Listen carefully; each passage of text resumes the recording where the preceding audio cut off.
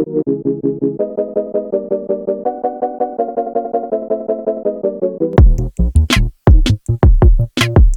it's Tasha. I'm back with another video. Thank you so much for stopping into my channel. As you can tell from the title, today is a hair update. I cannot believe it's already been 3 months. Like, where has the time gone with my hair? But it's been 3 months, so I'm coming to give my 3-month update, which should be pretty quick because I have not had a whole lot of stuff that has been going on. So I'm gonna jump right into the video. I have my phone here, so if you see me looking down, I'm just trying to make sure I touch everything I wanted to. So first up, I feel like I mention this every video, but my hair is growing so fast. Like, I'm not even understanding how it's growing so fast. And I don't know, again, if I'm only noticing now because I actually have some way to track, because when I do retightening, I know it's at the scalp, and then in a few weeks when I see it's not there anymore, like, okay, I just did a retightening, like we should be good for about 3 weeks or so. But that's not been the case. The new growth pops up so fast out of nowhere. It is blowing my mind. I just completed my, I guess you could say, third retie. I really don't count the first one because the first one I probably should have did on the install since I did it like a week after the install, but whatever. Officially, it's been 3, and I've done that. I did that last week.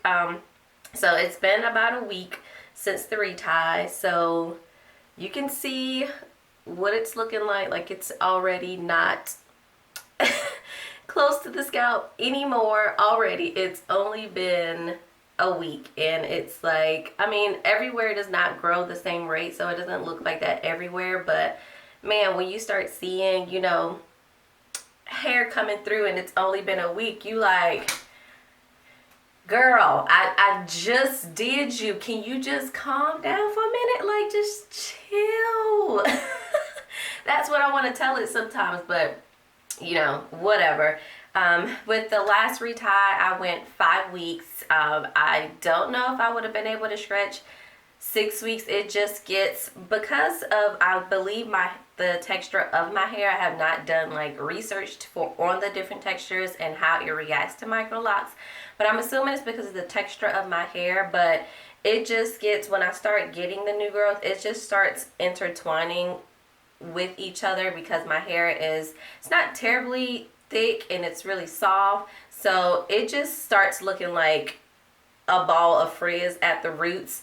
And when I wash and I need a retie, it's like mayhem in here with, you know, they just want to, you know, be close and next to each other at the root, and I just don't have time for that, because that means then, you know, you're going to have to do some popping or cutting when it comes to the roots trying to come together when you do your next retie. So probably 5 weeks is going to be the longest I can go without giving myself serious anxiety or driving myself crazy doing the next retie because I've gone too long.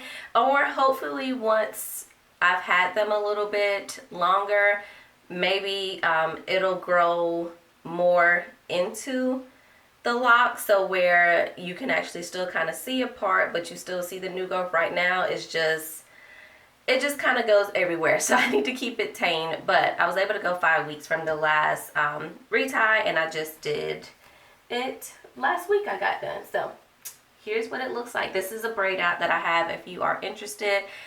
This braid out is now 3 days old, I think, and just like loose natural hair, the older it gets, the better it looks. So still loving that. So interlocking update. On the last video, I told you guys I was taking down the 2-strand twist and interlocking up the length of the lock. I am almost done, like so close to being done. You can hopefully see the difference with my hair. All of these at the top have already been interlocked, so I see the difference a lot in my hair. I'm able to really tell which ones, because I have so many now that are interlocked versus still in a 2-strand twist. When I'm just feeling them, it's like, oh, this feels good. But then when I wash my hair, That's when I can tell, because the ones that are interlocked, they stay pretty flat and they behave themselves. The ones that are still two-strand twist, they shrink a lot more, and that's how I'm able to clearly tell which ones I still need to interlock and which ones are done. So when I just did wash day a couple of days ago, I saw some and I was able to redo a few of them at that time, but I still have a few in there, here and there, but for the most part, everything is completely interlocked. So I did not work on my hair every day, so I mean, it probably has taken a good month, probably longer than that, but again, it's not where every day I'm working on it. On the weekends is probably when I would do most of it. I think like one weekend, the most I probably did in one weekend, as in a Saturday and a Sunday, might have been like 25, 30, if that. So I did not do work every day because I just didn't feel like it. And one thing I quickly learned is, if you are tired, do not do your hair. I've tried it before, and when I've tried it, I've ended up having to take the entire lock down and redo it. Or when I've tried to do a retie when I'm tired, I find that I'm making more mistakes, as in, you know, pulling the hair from one of the other locks and bringing it into this one. So I definitely don't do my hair when I'm tired. I don't care what needs to be done, how bad it needs to be done. It's not worth it. So I don't do it. Next up is lint. I still have not experienced any lint in my hair. I don't feel like I do anything special with my hair. I still use my black towels that I mentioned in my wash day video. So those microfiber towels, I use that for every wash day. Wash my hair in the shower, you know, pin it up in the towel for a few minutes and get most of the water out. And then I proceed with my leave-in conditioner and oil. I always sleep with, you know, a slap cap, bonnet, scarf, something on my head. But I mean, if I'm just lounging around the house and I'm like laying on a pillow on the couch, I just lay on the pillow. I don't do anything special that I always have to have something on my hair. But so far, I have not experienced any lint in my hair. So I'm hoping that that continues, and I don't have that issue, because we're running into that issue a bit with my oldest and her traditional locks. But she's all over the place with her hair, just flipping, laying down, everything. So that's expected. But for me, I don't do that, and I'm not having any issues with any color lint in my hair. No itching. I don't know. I can't remember if I updated this on the last video or not, but between that 1 to 2 months, I did have a lot of itching with my scalp. I mean, it was just out of nowhere. It would be, you know, a new wash, like I just washed my hair, oil, like I know there's nothing wrong, but it was itching like crazy. This month, I'm happy to report no itching whatsoever with my hair. So I've not had any issues ever since that about, you know, 3 to 4 week stint I had between month 1 and month 2. Now at month 3, I have not had any itching. So I am definitely really happy with that. And then I still do have some unraveling with my hair. So the ones that are still twisted, or even some of the ones I've already interlocked that are the shorter ones, especially in the back or on the sides right here, I still have some unraveling when I wash.